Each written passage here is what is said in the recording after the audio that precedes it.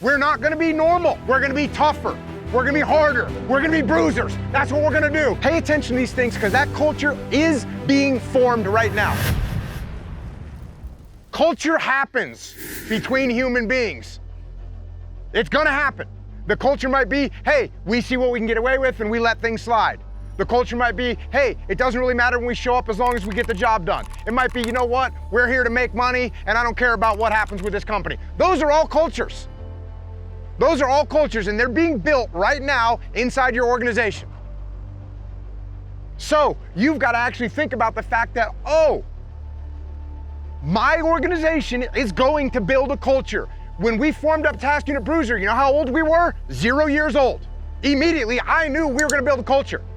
One of the first things I did was obviously change the name from Task Unit Bravo to Task Unit Bruiser. Why? Did I do that because I thought it sounded cool? Yeah, it sounded cool, but that wasn't why I was doing it. I was doing it to start to formulate the culture. That's why. We're not going to be normal. We're not going to do what everyone else is going to do. We're going to be tougher. We're going to be harder. We're going to be bruisers. That's what we're going to do. This is our name. There is nothing more powerful inside your organization than culture, and it's going to be there, and you have to make sure you're having an impact on it.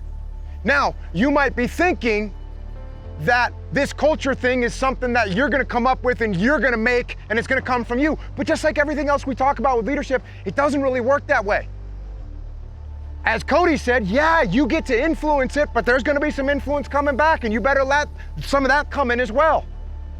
Along the lines of culture, when the Navy SEALs from Task Unit Bruiser, who are basically a bunch of Hell's Angels with machine guns, roll in and meet with the US Army or the US Marine Corps, how do you think those cultures match up? How do you think they match up? They don't match up at all. We're a bunch of, they literally call us cowboys. When the Army or the Marine Corps talks about SEALs, they call us cowboys. And they don't mean like guys that are good at riding horse. They mean maniacs that are out there doing wild things. So did we go in and say, hey, all you Marines that we're gonna work with, all this Army that we're gonna work with, you guys should be more cowboys like us? Do you think that's what we did? No. We actually adapted our culture to theirs. We literally put on their uniforms, adapted some of their cultures. Why? So they would open their minds. So we opened our minds. Okay, you guys wear this uniform? Cool. We'll do that too.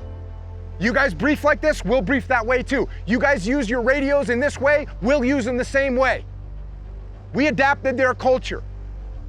And then we got to show them our culture, which, believe me, they bought into. And what we ended up with was the strongest parts of both cultures. A unified culture there. It was freaking awesome. I look at this whole thing that we're talking about. You got the native culture versus the American culture. Native versus American. It actually doesn't really need to be that way, just like it didn't need to be Navy SEALs versus Marine Corps. But what we have is egos, and what we have is people looking out for their own stuff, and you end up screwing everything up. How much of a difference is there between one of these warriors over here in this Indian camp and a 22-year-old private over there with a rifle? What's the difference between those two? What are they doing? They're fighting wars, they're shooting guns, they're hunting. That's what they're doing. There's so many similarities between those two individuals. So many similarities. But what we did was put those two cultures at odds. It's much better to combine cultures and absorb cultures and unify cultures than it is to separate cultures. When you combine them, you can take the things that are good and bring them to the top and you become stronger. When you separate them, you're actually fighting each other and things get worse.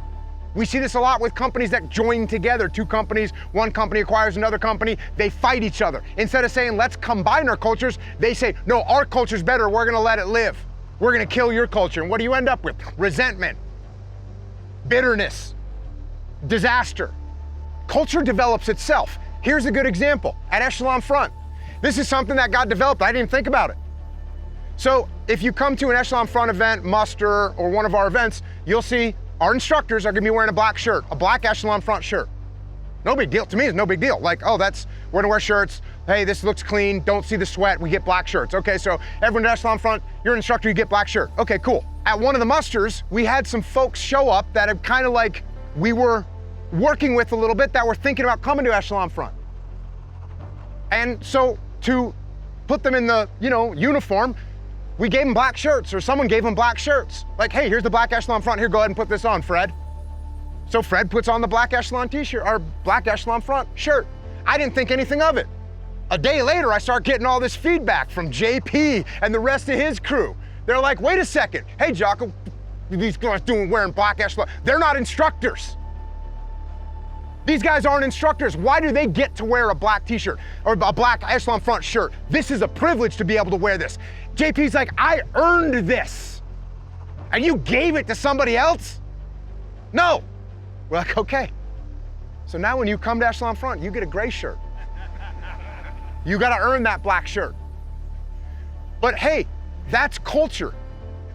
Now all of a sudden that black shirt is something elevated. Now all of a sudden people are striving for it. Now all of a sudden they realize it's not just a gimme. That's real culture that came from inside the organization. So pay attention to these things. Pay attention to these things because that culture is being formed right now. It is being formed. And you can either let it form itself or you can take action and help guide it in the right direction.